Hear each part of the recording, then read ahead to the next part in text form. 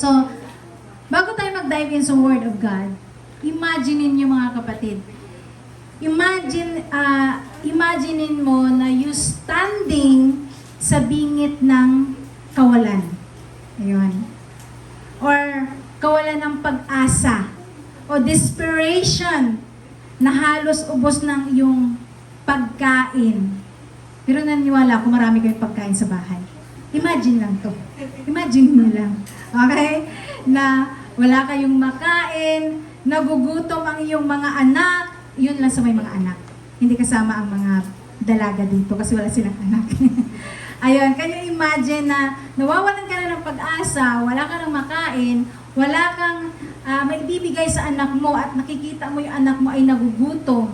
At hinahanda mo na lang yung paniniwala mo na kung anong meron kang pagkain ay last na lang nakakainin mo. Yung meron ka right now, last na lang. Kumbaga, ito na yung pinakahuli na meron ka. And then, pagkatapos, merong dumating na isang estranghero at hihingin pa sa'yo ang kakaunti na meron ka. Now, kapatid, ano yung gagawin mo? Hindi mo naman kilala ang taong ito. Kukunti na lang ang meron ka, hihingin pa ng estranghero ito, yung meron ka. Anong gagawin mo? Ay, wow, napakabait na mga anak ng Diyos. Walang-wala na sila, pero isi-share pa rin nila ang kanilang meron sila.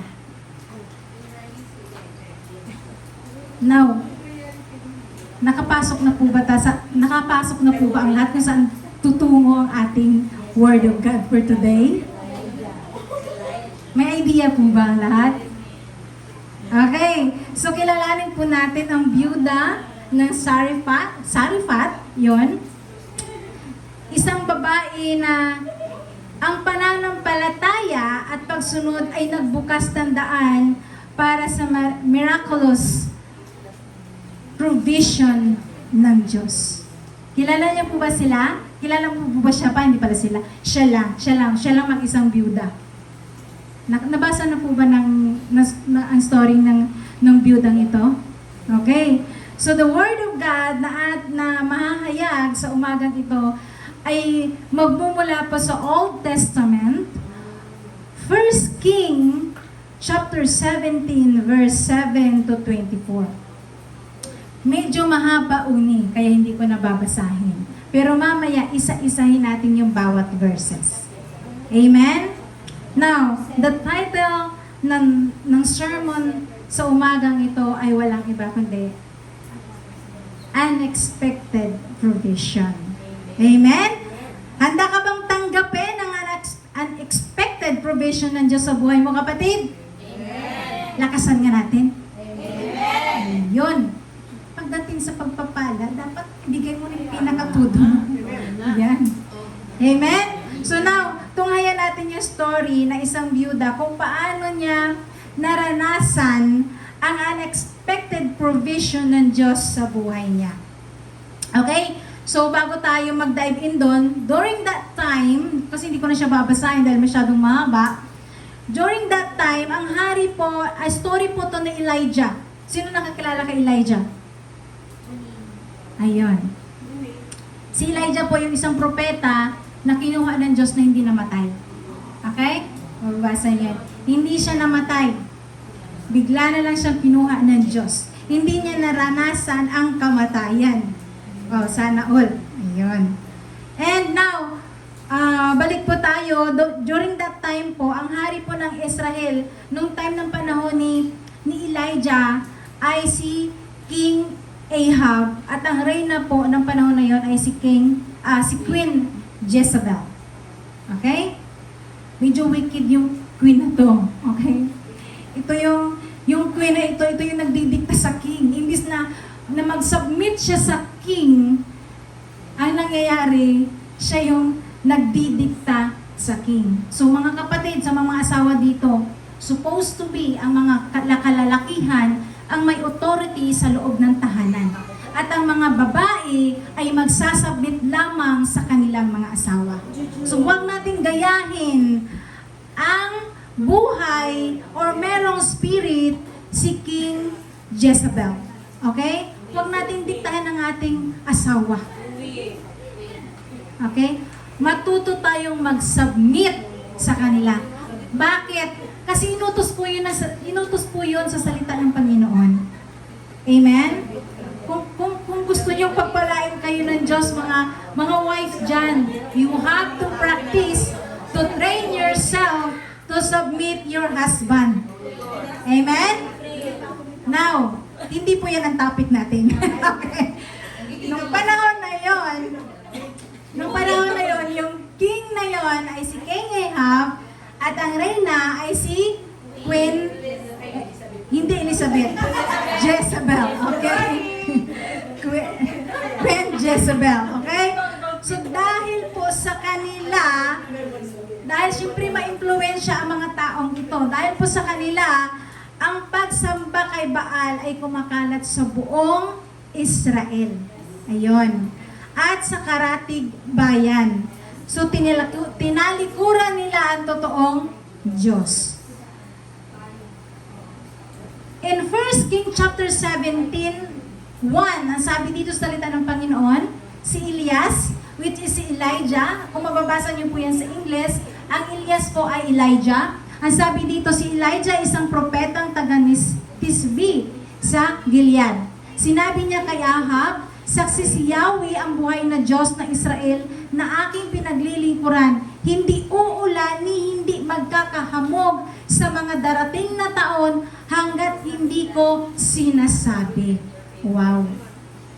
Very powerful na salita ng Panginoon. Are you with me, mga kapatid? Hindi po ba busy ang ating mga atensyon sa ibang bagay? Okay. Mag-focus po tayo sa salita ng Panginoon para matanggap natin ang pagpapala niya. Amen. Amen? Ayun. So ngayon, dahil kumakalat po yung pagsamba ng mga tao kay Baal, pinadala ng Diyos si Prophet Elijah at sabihin ito kay King Ahab na ganito po ang mangyayari. So now, para po manumbalik sa tunay na Diyos ang mga tao. Yun. Kaya pinadala niya si Prophet Elijah at naghayag ng tagtuyot sa lupain ng Israel bilang paghatol. Okay? Bilang paghatol laban sa pagsamba sa Diyos-Diyosan. Now, ang tagtuyot na ito ay tumagal po ng 3 taon. Okay? Isang malalim na tanda ng hindi pagsang-ayon ng Diyos na nagsilbi upang ibalik ang atensyon ng Israel sa Kanya. Amen po? Dahil sa paghayag ni Elijah, natuyo ang lupa. Ano sabi niya dito? Darating ang taon hanggat hindi ko sinasabi, hindi uulan. Can you imagine? Na-imagine nyo ba? Even sa panahon natin ngayon, 3 years hindi uulan. Ano mangyari sa atin? Baka wala tayong makain dahil patay na yung mga halaman. Hindi po ba? Baka darating po tayo, kahit anong dahon na lang siguro, baka kainin natin. Huwag naman, Lord. Amen? So now, natuyo po ang lupa. Naubos ang ani at nagutom ang buong Israel, pati ang mga karatig bayan. Now, pero kung mapapansin natin, si Prophet Elijah na kanyang inutusan ay hindi po pinabayaan ng Diyos. Yun. Pinakain siya ng Diyos araw-araw sa pamagitan po ng wak. Ayun. Or ibon. At meron siyang sariling tubig sa pamagitan ng isang ilog. Yun. Pero, siyempre, hindi naman lahat ng panahon masaya. Di ba? Masaya naman ni Prophet Elijah doon. Wala siyang ginawa kundi kumain, uminom ng tubig, di ba? Pero hindi sa lahat ng panganahon ay nasa pagpapala tayo. Sometimes daranas tayo ng mga pagsubok sa buhay at mga challenges. No, naranasan din ito ni Prophet Elijah. Sa buong panahon niya, hindi siya nakaranas ng ganito.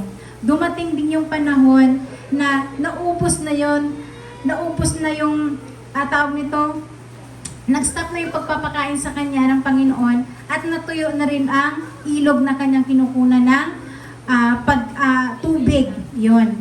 But, sinabi ng Panginoon sa kanya, inutusan siya ng Diyos, Elijah, pumunta ka sa bayan ng Sarephat. Ayun. Outside Israel po yun matatagpuan. Pero katulad ng Israel, hindi rin nakaranas ng ulan ang bayan na ito. Sumasamba rin sila kay Baal.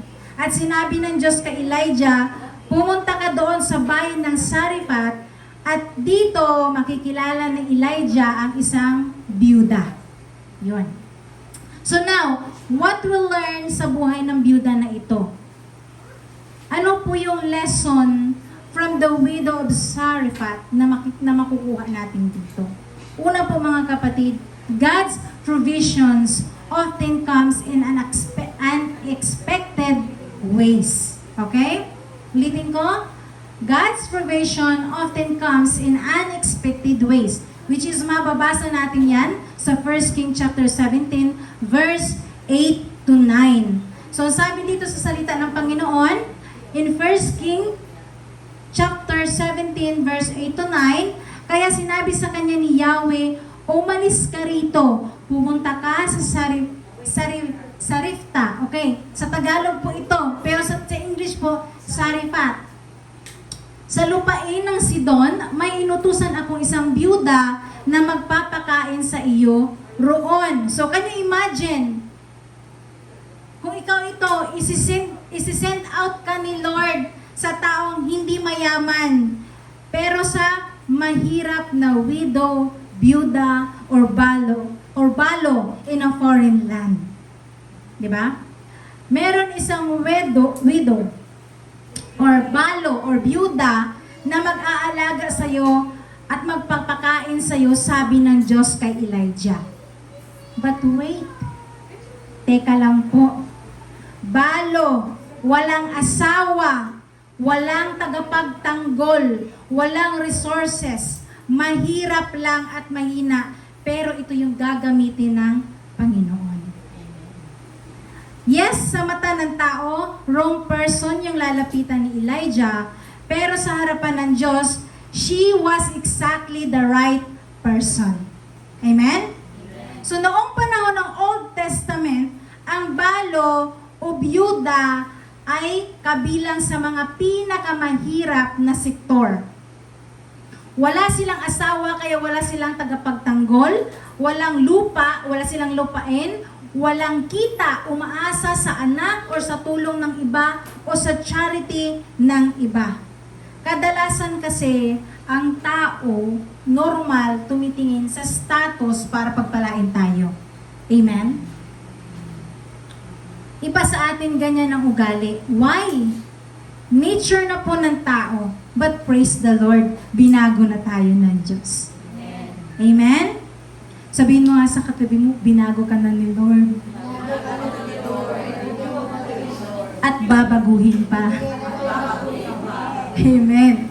So now, dito natin makikita, kapag ang Diyos ang kumilos, kahit sino pwede niyang gamitin. Amen? Kahit saang lugar, kahit sinong tao pa yan. Now, sabi dito, God's help may come from unlikely people or places. Yon. Sometimes, sabi din dito, sometimes the answer to your prayer is wrapped in a package you didn't expect. Amen? Amen?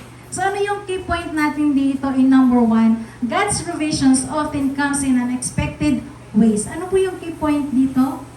Don't dismiss small or humble beginning. They may be the channel of God's blessing. Amen? Kaya huwag natin tingnan sa status ang mga tao sa paligid natin dahil pwede silang gamitin ng Diyos sa oras na ikaw ay nangangailangan. Hallelujah. Now, let's move on. Po, ang number 1 natin, God's provisions often comes in unexpected ways. Ano naman yung pangalawa? Faith requires rest and sacrifice. Faith requires rest and sacrifice. Mababasa po natin ito in 1 Kings chapter 17 verse 10 to 12. Ang sabi po ng salita ng Panginoon, pumunta nga siya roon at nang papasok na siya ng pintuan ng lungsod, nakita niya ang byuda na namumulot ng panggatong. Sinabi niya sa babae, maaari po bang makiinom? Now, dahil inutusan siya ng Panginoon na pumunta sa lugar na ito, sumunod si Prophet Elijah. Ngayon, dahil sumunod si Prophet Elijah, nung makita niya na, dito niya na nakita ang isang balo. Nakita niya banda dito sa may gate na namumulot ng panggatong. Historically accurate po yun na ibig sabihin na sobrang hirap po ng babaeng ito. Tapos, tinanong sa kanya ni Prophet Elijah, maaari po bang makiinom? Take note, mga kapatid, okay?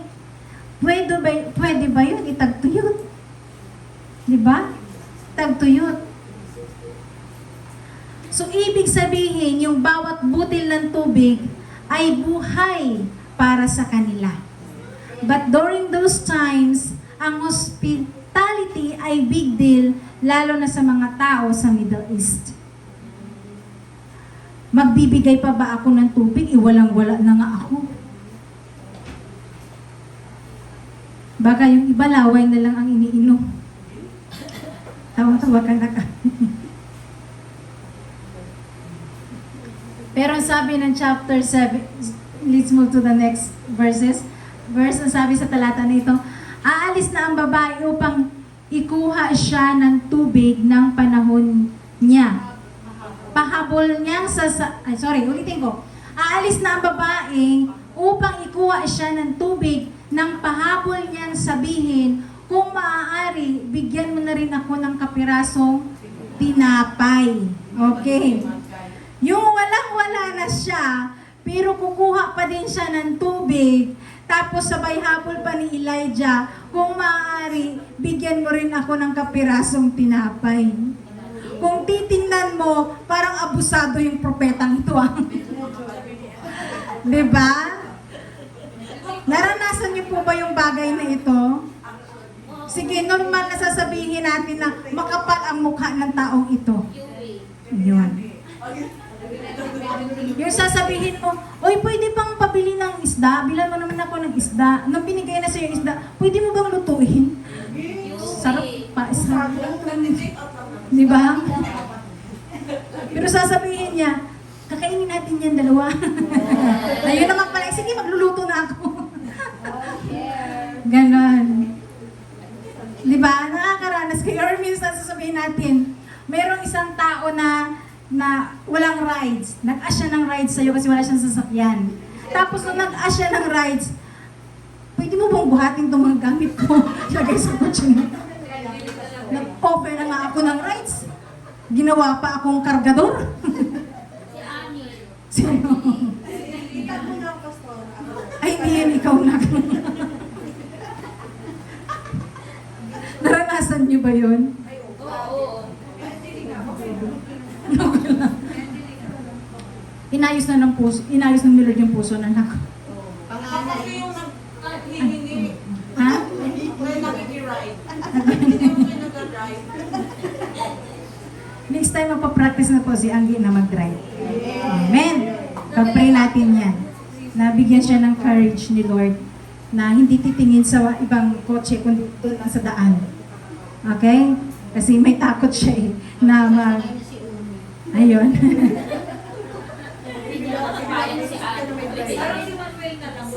Sabi ni Ana, may maglalakad na pag-iuli. Hallelujah. Now, dadako po tayo sa susunod na talata. Ang sabi dito, Sumagot ang babae, saksi si Yahweh ang iyong buhay na Diyos na wala na kaming tinapay. Mayroon pa kaming kaunting harina at ilang patak na langis. Namumulot nga ako ng panggatong upang lutuin iyon at makakain man lamang kami ng anak ko bago kami mamatay. Nasad, no? Ang lungkot ng buhay. Sabi ng biyuda, wala na ako kahit ano. Ito na lamang ang meron kami. Lulutuin ko na lang yung huling pagkain namin. Kaya nakikita mo ako namumulot ng panggatong. Di ba? Pagkatapos nito, maghihintay na lamang kami ng kamatayan ng anak ko. Last na pagkain na nila. Tapos maghihintay na lamang sila ng kanilang kamatayan. Grabe, no? Parang kung ako si Elijah, hindi ko maatim nakainin yung pagkain na yon. Di ba? Pero, ito yung maganda. Sa perspective ni Elijah, iba ang nakikita niya. Utos ito ng Diyos at nakikita ni Elijah na pagpalain ang byuda na ito. Kasi nakita ni Elijah kung paano siya pinakain ng Diyos sa pamagitan ng mga uwak at binigyan pa siya ng maiinom. Kasi ang pangyayari na ito, yung mga pangyayari na bagay na ito, kung hindi mo naranasan ang isang bagay na ito, hindi mo rin makikita na ay pwede rin ito maranasan ng kapwa ko. Amen? Kapag naranasan mo ang isang bagay, o yung presensya ng Panginoon, o yung pagkilos ng Diyos sa buhay mo, you know, na pwede rin maranasan ng kapwa mo. Amen? Kaya malakas yung loob ni Elijah na humingi at magpahabol, humingi ng tubig at magpahabol pa ng tinapay kasi alam niya may gagawin ang Diyos sa buhay ng byuda. Amen? So now,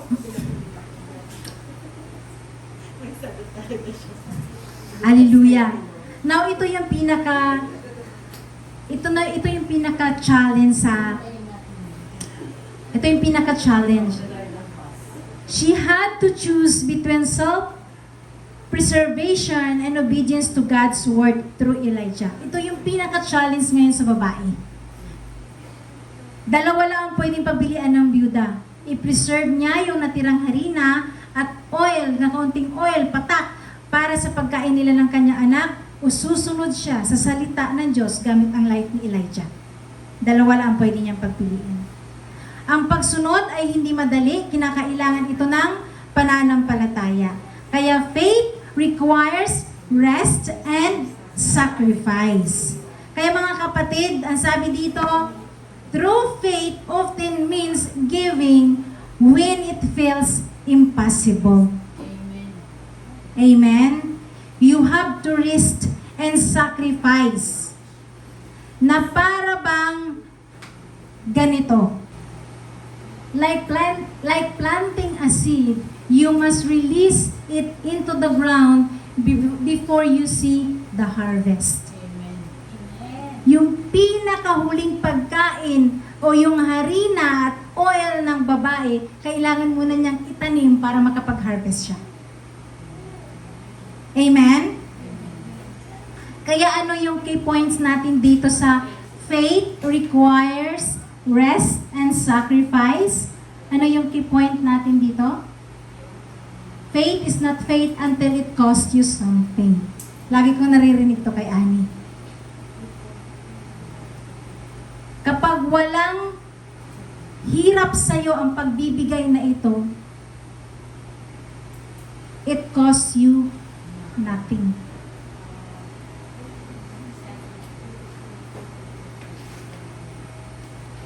Now, papasok po tayo sa pangatlo. Now, ang number 2, faith requires rest and sacrifice. And number 3 naman po, obedience unlocks God's miraculous provisions. Okay? Ulitin ko, obedience unlocks God's miraculous provisions. Nababasa po natin sa 1 King 17:13 to 16. So sabi ng salita ng Panginoon dito in verse 13, sinabi sa kanya ni Elias, huwag kang mag-alala, pumunta ka na at gawin mo ang gawin mo ang iyong sinabi. Ngunit ipagluto mo muna ako ng isang maliit na tinapay at pagkatapos magluto ka ng para sa iyo. So dito makikita natin, nag-iwan si Elijah ng pangako mula sa Diyos na hindi siya mauubusan. So araw-araw meron, just as the Lord through Elijah had promised. Di ba? Araw-araw nagkakaroon sila ng supply. What you thought was the last meal turned into the start of their breakthrough of blessing. Naranasan nyo na ba yun? Akala nyo yung pinaka-last nyo na, pero doon pa pala makikita mo yung pagpapala ng Panginoon. Yung parang hopeless ka na, pero doon papasok yung pagkilos ng Diyos. Amen po? Ayun. Hallelujah. Ako many times ko na kung paano ko naranasan yung provision ng Panginoon sa buhay ko. Hindi lang po sa finances ito, kundi sa maraming bagay po. Kaya masasabi ko na sa inyo, patuloy kayong mananampalataya. Kahit hindi nyo na alam kung ano yung kahihinatnungan, o hindi nyo pa alam kung bakit nangyayari ang mga bagay na ito sa inyo. Amen? So, grabe ang ginawa ng Diyos sa kanila. Pero makikita din natin na grabe yung takot na pinagdadaanan ng balo na ito. Anong takot na pinagdadaanan niya? Number 1, takot sa kakulangan. Bakit kulang itong lulutuin ko? Di ba? Kakaunti na lang to, lulutuan ko siya, tapos lulutuan ko pa yung anak ko at sa amin dalawa, di ba? Sabi niya, may kaunti akong harina at kaunting langis. Paano ito sasapat sa amin? Di ba? Yun. For example, meron kang kalahating baso ng tawag nito, ng bigas dyan, lulutuin mo, alam mong hindi kakasya yan sa 3 tao. Di ba?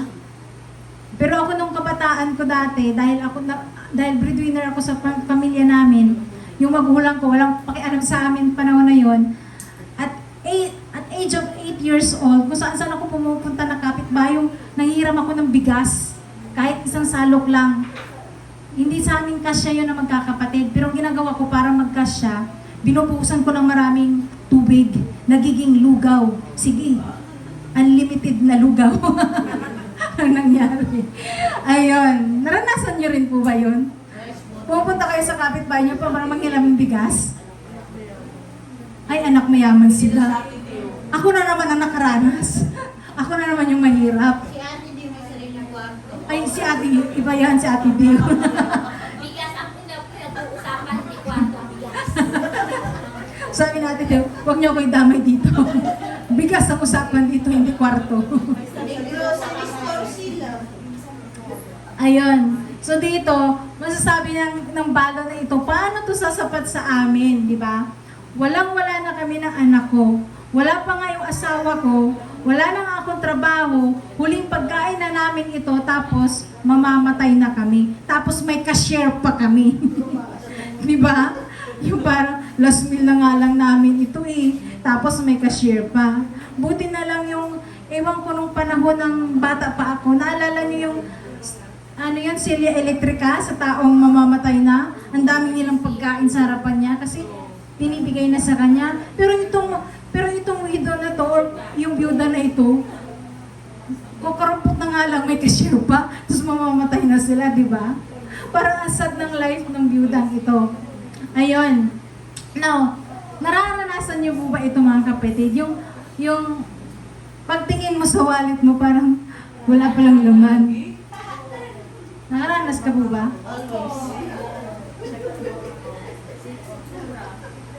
Kung bubuksan niyo po yung wallet mo ngayon, coins na lang. Pero may card yun. Ayun. Wala lang buong. Wala lang papel. Ayun. So, naranasan niyo ba yon sa buhay niyo na pagbukas niyo ng wallet niyo, parang hindi sapat yung pera na meron kayo para pambili ng pagkain niyo. Naranas ba? Ayun. Hallelujah. Praise the Lord. Hindi ako nag-iisa. Yung pakiramdam mo na parang hopeless ka na sa sitwasyon na iyon. Yun yung down na moment ng buhay mo. Parang ganon. Now, dito sa life ng byuda, para bang nakikita niya dito na parang tanggap niya na yung sitwasyon niya na deep down in her heart na mamamatay na sila ng kanyang anak. At alam niya na takot pa din siya na dumating yung araw ng bukas. Di ba? Bilang nanay, ang pinaka-greatest fear niya siguro ay yung anak niya ay mamamatay sa gutom. Kaya mo bang tiisin yun? Kung ikaw ay may anak, kaya mo bang makita ang anak mo na mamamatay sa gutom? Hindi. Yan ang pinaka-greatest fear ng bilang isang nanay. Amen po ba? Ayun. Na kagaya ng marami sa atin, kagaya sa atin, nararanasan din natin yung nararanasan ng byuda na ito. And then, in verse 14, yun. Sabi dito, sapagkat ganito ang sabi ni Yahweh, Diyos ng Israel, hindi ninyo mauubos ang harina sa lalagyan at hindi rin matutuyo ang langis sa tapayan hanggang hindi sumasapit ang takdang araw ng papatakin ni Yahweh ang ulan.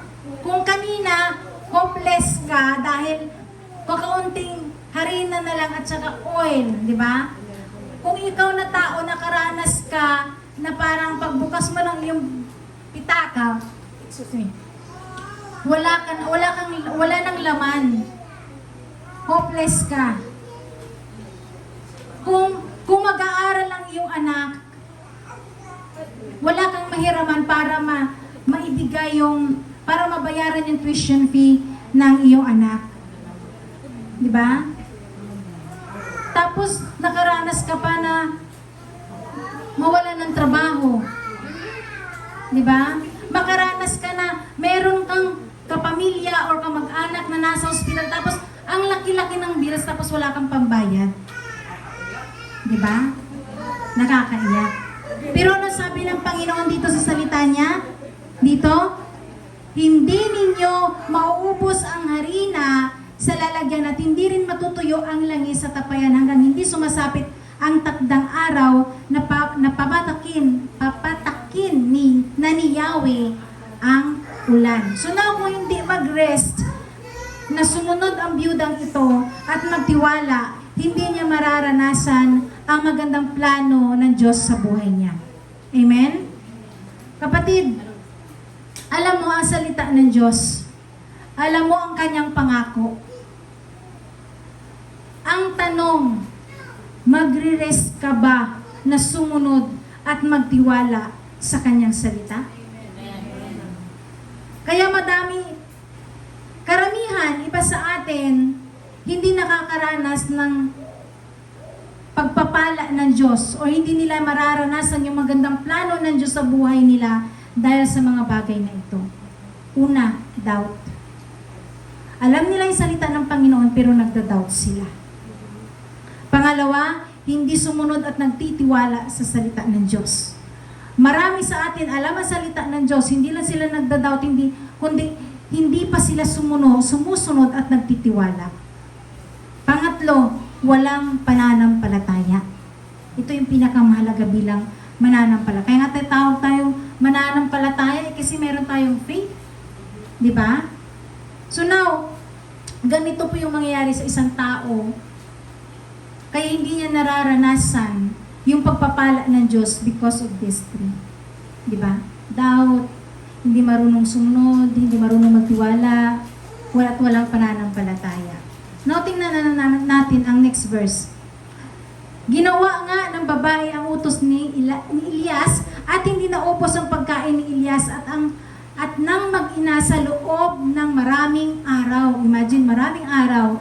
Hindi nga naubos ang harina sa lalagyan at hindi rin natuyo ang langis sa sisidlan tulad ng sinabi ni Yahweh sa pamagitan ni Elias. Now, kapatid, ang byuda ay sumunod. Nagtiwala at nanampalataya sa Diyos. Kaya ang milagro ay kanyang na-experience. Ulitin ko, sumunod siya, nagtiwala siya, kahit walang-wala na siya, at yung huling pagkain na meron siya ang naging daan para umapaw ang pagpapala sa buhay niya dahil siya ay sumampalataya sa Panginoon. Sabihin mo nga sa kapatid mo, sumunod ka at manampalataya sa Diyos. Yun. Sunod ka talaga. Sabi dito, God's provision is often daily enough for today. And tomorrow, He will provide again. Hallelujah. Sabi dito, God's provision is often daily enough for today, and tomorrow, He will provide again. So now, habang ang lahat ay dumadaan sa tagtuyot, ang mag-ina ay nakakaranas araw-araw sa provision ng Panginoon. Araw-araw, merong tinapay. Amen? So now, ano yung key points natin dito? God's promises are activated through obedience. Mararanasan mo yung provision ng Panginoon kapag ikaw ay sumunod. Kaya obedience unlock God's miraculous provision dahil God's promises are activated through obedience. Amen? Now, papasok po tayo sa pang-apat. Kung ang number 3, obedience unlock God's miraculous provision, ang number 4 naman po, God's power extends beyond material needs.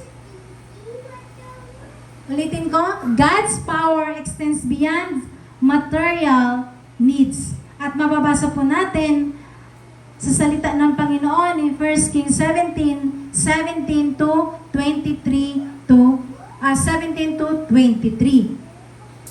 Now, kung makikita natin, nag-obey yung byuda, di ba? Nakaranas siya ng pagpapala, naranasan niya yung provision ng Panginoon. Araw-araw, everyday may tinapay sila. Pero akala ng balo, ito na yung nakakatakot na araw. After niyang maranasan yung pagpapala ng Panginoon, may dumating na isang sitwasyon sa buhay niya. Ayun. Now, sa next verses na ating mababasa, makikita palalo natin ang kapangyarihan ng Diyos. Hindi material na bagay ang kaya niya lang i-provide sa taong may pananampalataya sa Kanya. So dito, sa Word of God, basahin natin, hindi nagtagal at nagkasakit ang anak ng byuda. Andun na yung provision ng Panginoon. Nakakakain na nga sila araw-araw, nagkasakit pa yung bata. Di ba? Now, lumubha ang sakit ng bata hanggang sa ito'y mamatay. Kaya't sinabi ng babae kay Elias, anong ikinagagalit ninyo sa akin, lingkod ng Diyos? Naparito ba kayo upang ako'y sumbatan sa aking mga kasalanan at patayin ang aking anak? So now, bago po tayo mag-proceed dito, hindi ko alam kung iba sa inyo ay naalala na kapag preach po ako dito dati, na ang kwento naman ng buhay ni Elisha. Si Elisha ay merong kanang kamay na si Gehazi. You remember that? Okay. So, same sa nangyari kay Elijah. Si Elisha ay kanang kamay ni Elijah. Okay? Si Elisha, mentor niya si Elijah. Okay, ito yung mentor niya. So, mababasa natin yung story ni Elisha dito may ganitong senaryo na nangyari sa buhay ni Elisha.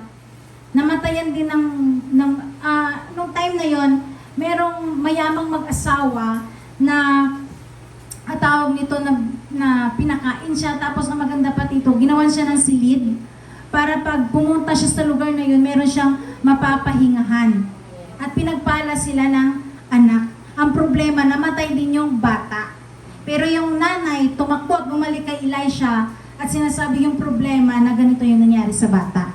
Andin inutusan niya si Gehazi, dalhin mo yung baston na ito, ilagay mo dun sa mukha ng bata. Pero nangyari, hindi na buhay yung bata sa pamagitan ni Gehazi. At nangyari, dumating na nga si Elisha doon sa kwarto niya, nandoon yung bata, nabuhay yung bata. Ayun. Dinapaan niya ng 3 beses yung bata. Nabuhay po yung bata.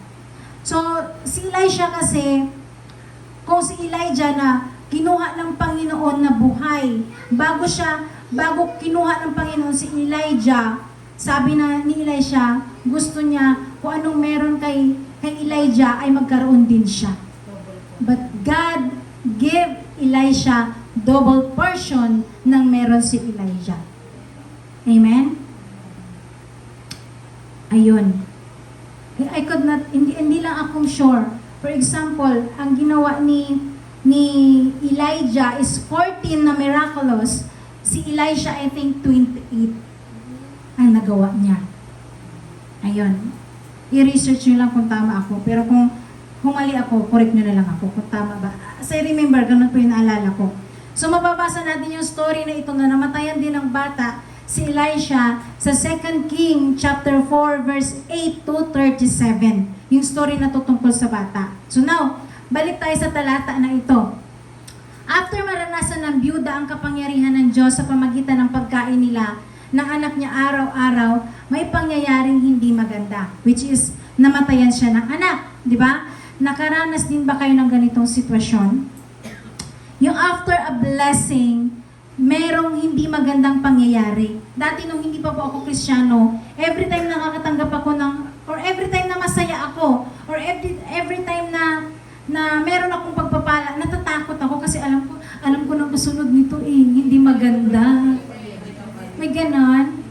Pero tanggalin po natin yun, ha? Hindi na tayo ganon. Hindi na tayo nakatira sa luma nating pagkatao. Okay?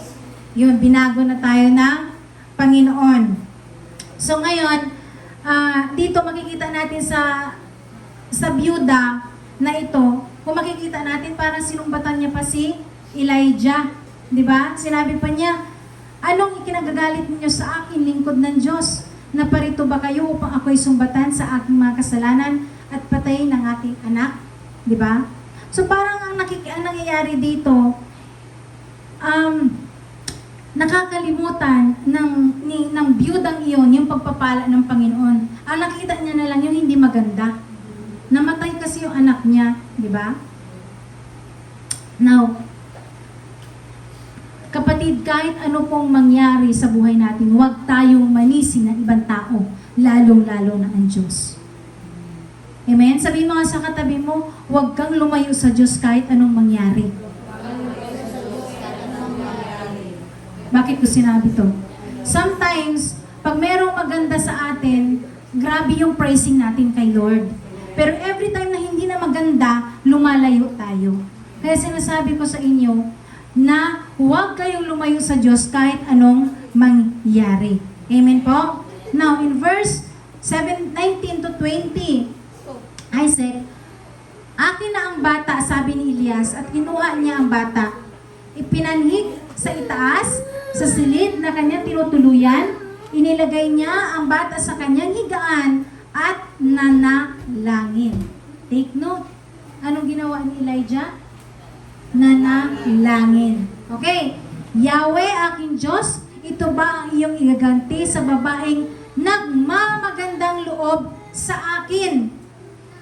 Next verses. 3 beses siyang dumapa din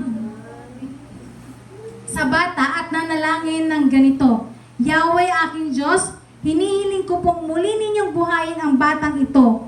Bininig ni Yahweh ang dalangin ni Elias at muling nabuhay ang bata. Inakay ni Elias ang bata at ibinalik sa kanyang ina sa kasinabing, narito ang anak mo, buhay na siya.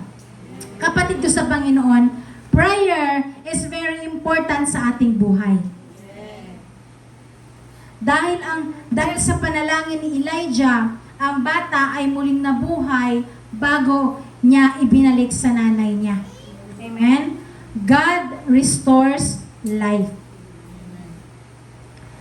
Mas lalong nireveal ng Diyos ang kanyang sarili sa panahon na pinakamatinding pagsubok sa buhay ng balong ito. Marami tayong pagsubok na kakaharapin sa buhay natin. Maraming takot tayong mararanasan. Pero tandaan mo, ang Diyos na nagbigay ng tinapay araw-araw ay siya ring Diyos na may kapangyarihan sa buhay at kamatayan. Amen? So sa gitna ng lahat ng tanong at takot, lagi mong piliing lumapit at sumampalataya sa Panginoon, lalong-lalo na sumunod sa Kanyang salita. Sapagkat ang Diyos ay mabuti at ang plano niya para sa iyo, buhay ay napakabuti. Ang kwento ng balo ay hindi nagtatapos sa kamatayan. Ito ay nagtapos sa buhay dahil sa kanyang pananampalataya sa Panginoon. Now kapatid, nag-aalala ka ba ngayon? Natatakot ka ba para sa bukas? Yung para bang pakiramdam mo, wala ng pag-asa. Piliin mong magpatuloy kahit mahirap. Piliin mong maging totoo sa harapan ng Diyos. At piliin mong panghawakan ang kanyang mga salita. Mabuti ang Panginoon at may plano pa siya sa buhay mo. Kaya kung ikaw man ay lugmok, bumangon ka, kumain ka, dahil mahaba pa ang iyong lalakarin. Amen? God cares for our physical needs and our deepest sorrow. Hindi lang siya nagpo-provide ng everyday needs natin, mas malalim pa ang kaya niyang ibigay. Mas may higit pa siyang ibibigay sa atin. Kaya sabi dito, provision is not just about bread, it's about life, hope, and restoration. Amen? So ano yung key points dito ng pinag-aaralan natin? God's power extends beyond material needs. Ang key points po natin, God's ultimate gift is not just sustenance, but resurrection power. Amen? Kung ang number 4 natin, God's power extends beyond material needs, ang panghuli po natin, the widow's testimony becomes a witness. At mababasa po natin ito in 1 King chapter 17:24. Last verse. Okay? Ang sabi sa salita ng Panginoon, at sumagot ang babae, tiyak ko na ngayon na kayo nga ay isang lingkod ng Diyos at nagsasalita si Yahweh sa pamamagitan ninyo. Now, bilang lingkod ng mga Diyos, listen, ng Diyos, bilang lingkod ng Diyos, makinig po. Sa lahat sa atin, dito, para maniwala ang mga tao sa pagtawag niya sa lingkod niya, kinakailangan pang madaming makita na fruit sa kanila para paniwalaan sila. Kaya hindi kataka-taka na sa panahon natin ngayon, marami ang hindi rumirespeto sa alagad ng Diyos. Hindi marunong mag-honor sa alagad ng Diyos. Kasi kung wala kang makikitang proof sa pagtawag sa Kanya, hindi mo siya basta-basta paniniwalaan. Naalala niyo in verse King chapter 17:18? Kaya't sinabi ng babae kay Elias, anong ikinagagalit niyo sa akin, lingkod ng Diyos? Naparito ba kayo upang ako'y sumbatan sa aking mga kasalanan at patayin ang aking anak? Lingkod siya ng Diyos, si Elijah. Pero madaming question sa kanya ang taong ito. Wala siyang ginawa, pero bilang lingkod ng Panginoon, maraming question. Di ba? Para sinisisi pa dito siya, oh. Para sinisisi pa dito si Elijah. Para sa siguro gusto sabihin dito ng balo na ito, sana hindi na lang nag-cross yung landas natin. Di ba? Hindi sana nangyari ang mga bagay na ito. Pero take note, kahit hindi pumunta si Elijah, mamamatay pa rin sila kasi last na yung harina at oil ang kanilang meron sila. Di ba? Minsan, ang buhay ng isang tao, hindi niya nakikita yung pagpapala ng Diyos sa kanya. Ang lagi niya nakikita yung mga pangit. Di ba? Even sa kapwa natin, kapag may ginawa na 100 times times na mabuti yung kapwa mo, pag yan ay nagkasala isang beses lang, lahat ng 100 times na mabuti, natakpan ng isang beses na masama. Tingnan niyo yung nangyari kay Elijah. Naranasan ng babae yung provision ng Panginoon gamit ang buhay ni Elijah. Pero marami siyang question dito sa alagad ng Panginoon. Dito, gaya na sinabi ko, walang ginawa si Elijah, pero ang daming tanong ng biyudang ito. Kaya kapatid, mag-ingat po tayo kung paano natin itrato or i-treat yung mga alagad ng Diyos. Hindi lang dahil siya ay pastor, hindi lang dahil siya ay leaders, even sa kapwa mananampalataya natin. Naalala ko yung nangyari sa life ni Elisha, which is si Elisha, ito yung mini-mentor ni Elijah, okay? Sa life ni Elisha,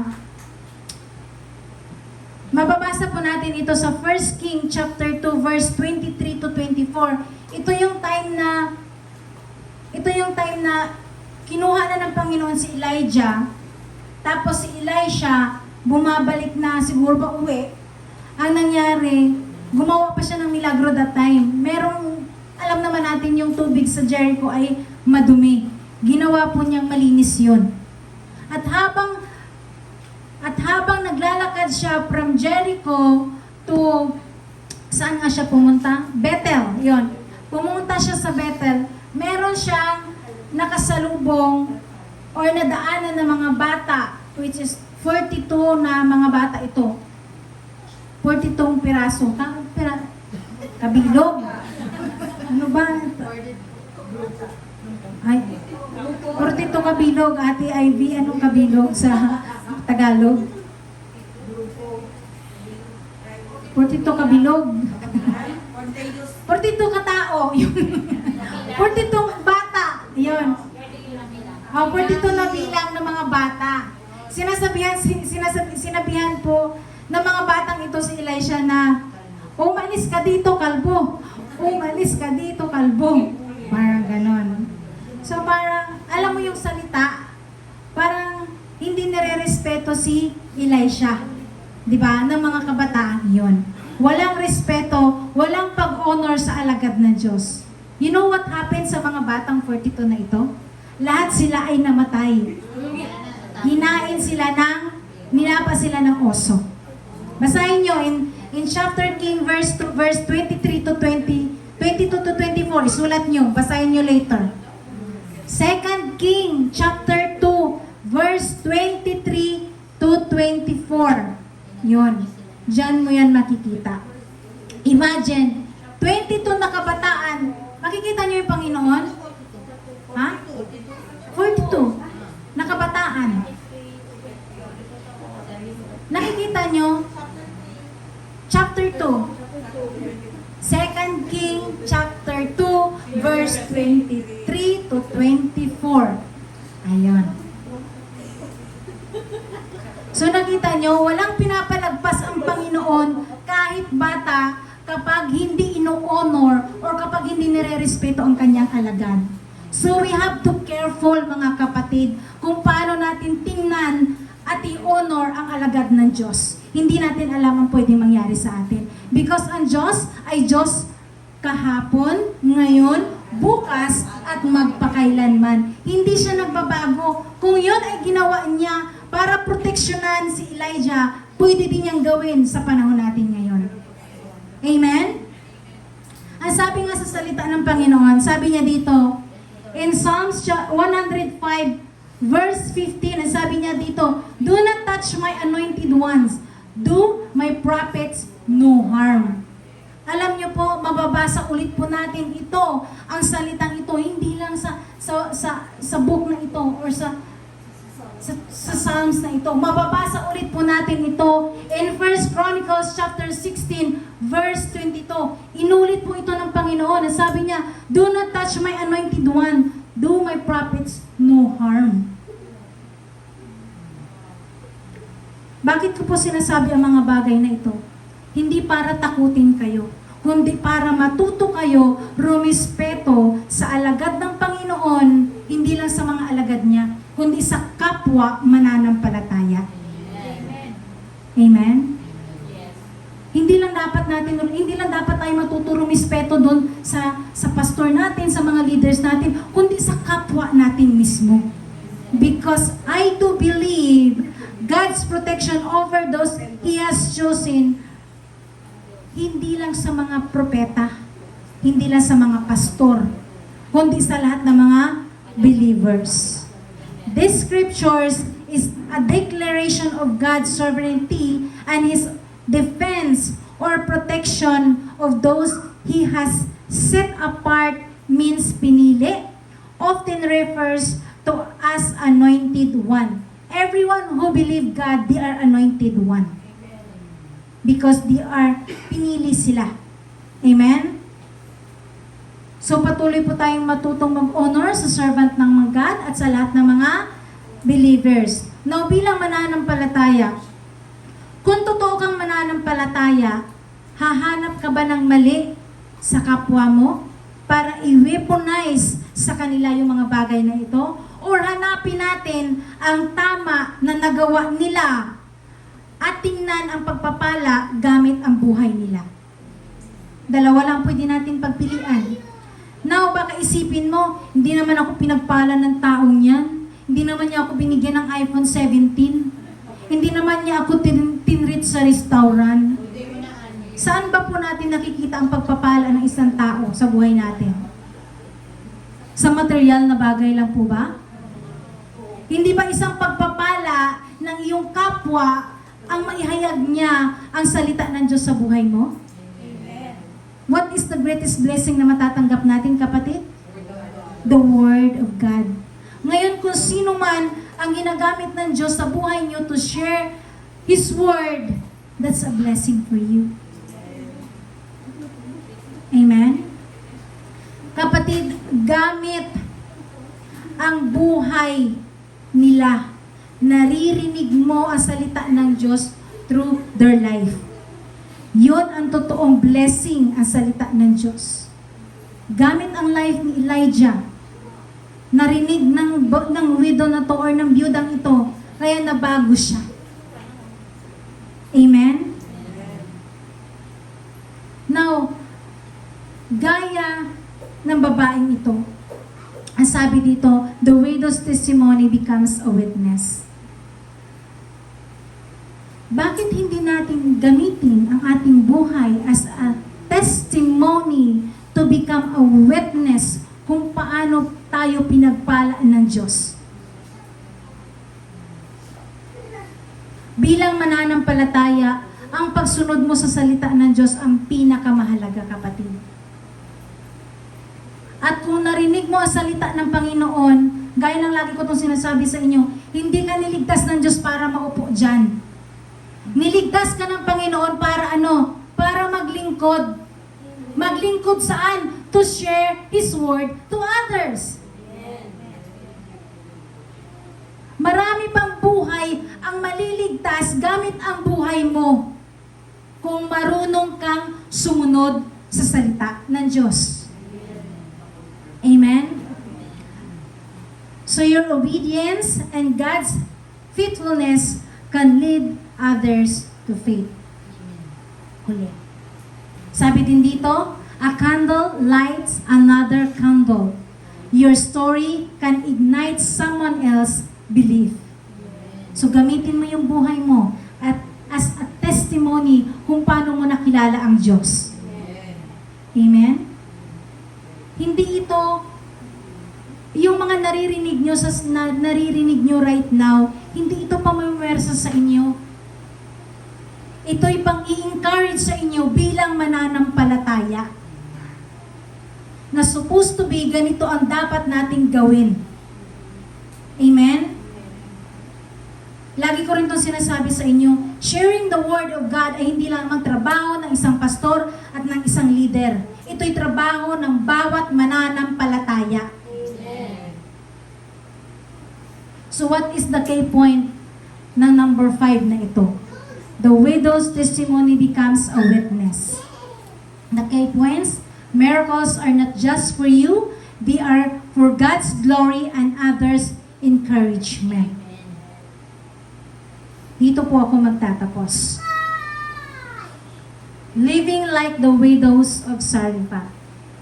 Lesson from the life of Zarephath. Ano po yung natutunan natin dito? Ano po yung lesson natin dito? Una, God's provisions often comes in unexpected ways. Pangalawa, faith requires rest and sacrifice. Pangatlo, obedience unlocks God's miraculous provision. Number 4, God's power extends beyond materials needs. And number 5, the widow's testimony becomes a witness. Hallelujah. So kapatid, use your life as a testimony to become a witness of God's glory. Now, bilang mananampalataya, kung hindi ka nakakaranas ng presensya ng Diyos at kung paano siya kumilos sa buhay mo, that's a big question in your faith, kapatid. Tunay ka ba talagang mananampalataya sa Diyos? Kung hindi mo nararanasan yung mga bagay na ito, yung presensya ng Diyos, kung paano siya kumilos sa inyo, check your heart. Ipacheck mo po ito sa Panginoon. Now, ano po yung take away natin sa buong lesson na ito? Para maranasan mo ang unexpected provision ng Diyos sa buhay mo, anong kailangan nating gawin? Manampalataya sa Kanya. So para maranasan natin yung provision ng Panginoon or unexpected provision, una, trust God's provision even when it doesn't make sense. Pangalawa, obey His word even when it costs you. At panghuli, share your testimony so other may believe. Hallelujah.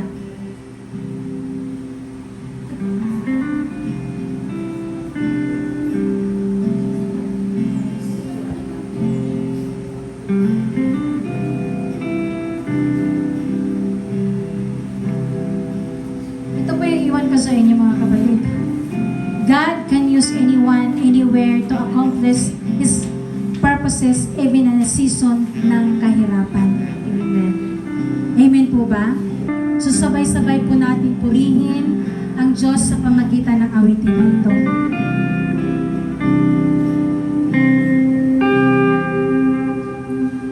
Higit sa aking kailangan, higit sa aking karanasan,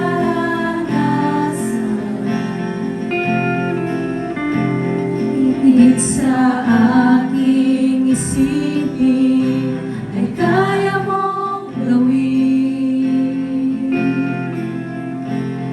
Higit sa aking kalakasan,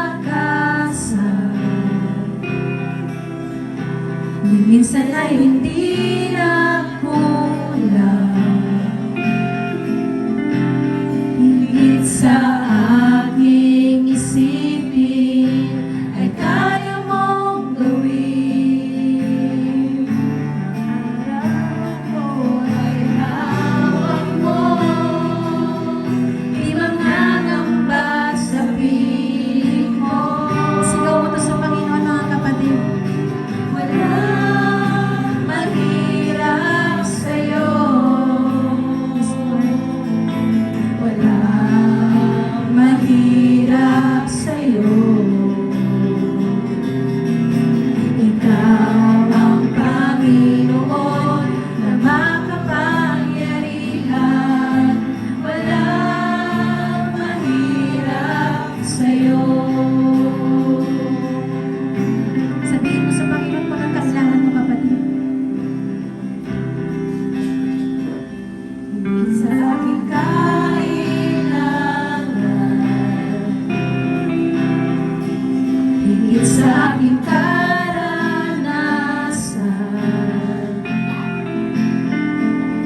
higit sa aking isipin, ay kaya mong gawin. Higit sa aking kalakasan, minsan ay hindi na kulang. Higit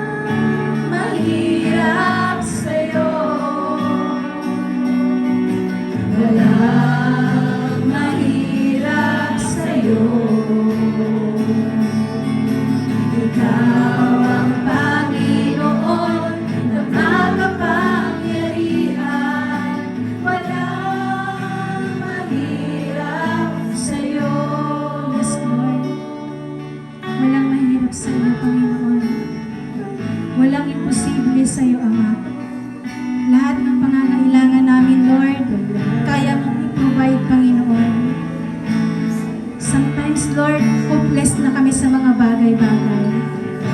But pero, ikaw ang Diyos na makapangyarihan, na kaya mong i-provide at kaya mong kumilos sa pinaka-deepest moment ng buhay namin, Panginoon. Kaya Ama, salamat po sa iyong salita na nahayag sa araw na ito.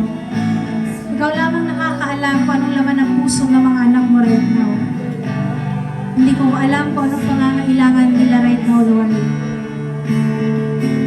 Kung meron silang financial na kinakaharap, Panginoon, Lord, I pray na ikaw po mag-provide ng finances nila, Panginoon. Hindi ko alam kung iba sa amin ay broken, Lord, but I pray, Father God, na ikaw po, Panginoon, na maging comfort nila. Hindi ko alam kung iba sa amin, Panginoon, ay may mga sakit, Father God, but I pray, Father God, na ikaw po yung best doctor nila na maggagamot sa kanila, Panginoon. Hindi ko alam, Lord, kung iba sa amin emotionally na may problema, Panginoon. But Lord, dito mo pinakita sa amin kung kaano ko makapangyarihan, Diyos, sa buhay ng bawat isa. Kaya we thank you, Lord, and we bless your word na siyang narinig namin. Dalangin ko, Ama, na yung mga salita na narinig at nahayag sa araw na ito, Lord, ay naitanim sa puso ng mga anak mo. At ito ang magre-remind sa kanila, Lord, na kapag hopeless na sila, wala silang ibang pupuntahan, wala silang ibang lalapitan, Ama, kundi ikaw lamang. Patuloy silang manampalataya sa iyo. Patuloy silang magtitiwala sa iyo, Panginoon. Susunod at higit sa lahat, Lord, i-apply nila ang iyong salita sa buhay nila. Hindi lang sa moment na ito, Lord. Hindi lang sa araw na ito. Kundi sa araw-araw nila na pamumuhay, Panginoon. Kaya maraming salamat, Ama, for being a Father with us, Lord. Salamat, Panginoon, sa iyong mga salita na laging nahayag. Dalangin ko, Panginoon, ang bawat isa na rito, Panginoon, ay magagamit mo, Lord, that their testimony, Panginoon, kung paano kanila nakilala at kung paano ka kumilos sa kanila, Panginoon, ay may mga taong maliligtas pa, Lord. May mga taong maniniwala pa na kung paano ka kumilos sa mga anak mo, ay pwede ka rin kumilos sa mga taong hindi pa nagkakaroon ng relasyon sa inyo. I pray na ang bawat isa sa amin dito, Panginoon, ay maging kagamit-gamit, Lord, to share your words. And I pray that every one of us, Panginoon, mayroong courage, mayroong boldness to share your words dahil napakahalaga nito para sa bawat isa. Lalong-lalo na sa mga anak mo na hindi pa lubos na nakakilala sa inyo at wala pang relasyon na malalim sa inyo, Panginoon. Kaya Lord, i-bless mo lahat ng mga anak mo na siya naririto, Father God. We thank you, Lord, sa iyong mga salita. Patuloy ka po naming pasasalamatan, Ama, sa patuloy mo ng pagkilos. Dalangin namin, Lord, na patuloy ka naming maranasan ang iyong presensya sa araw-araw. Hindi lang sa oras ng pagpapala, Panginoon, kundi sa araw mismo ng mga challenges na kakaharapin namin. We thank you, Ama, at ito pong ang samat dalangin sa pangalan ni Jesus. Amen and amen.